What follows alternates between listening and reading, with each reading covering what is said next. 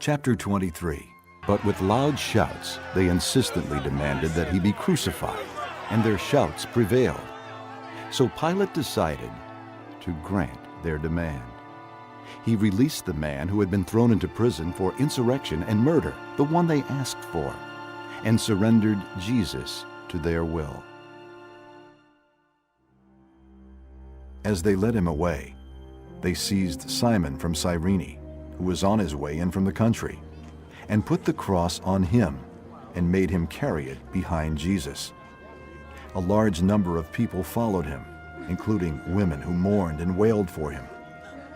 Jesus turned and said to them, "Daughters of Jerusalem, do not weep for me. Weep for yourselves and for your children. For the time will come when you will say, 'Blessed are the barren women, the wombs that never bore and the breasts that never nursed.' Then they will say to the mountains, 'Fall on us,' and to the hills, 'Cover us.' For if men do these things when the tree is green, what will happen when it is dry?" 2 other men, both criminals, were also led out with him to be executed.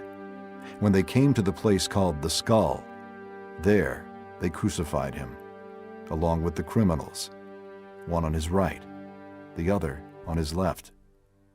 Jesus said, "Father, forgive them, for they do not know what they are doing." And they divided up his clothes by casting lots. The people stood watching, and the rulers even sneered at him. They said, "He saved others. Let him save himself if he is the Christ of God, the chosen one." The soldiers also came up and mocked him. They offered him wine vinegar and said, "If you are the king of the Jews, save yourself." There was a written notice above him which read, "This is the King of the Jews." One of the criminals who hung there hurled insults at him. "Aren't you the Christ? Save yourself and us." But the other criminal rebuked him. "Don't you fear God?" He said, "Since you are under the same sentence, we are punished justly, for we are getting what our deeds deserve. But this man has done nothing wrong."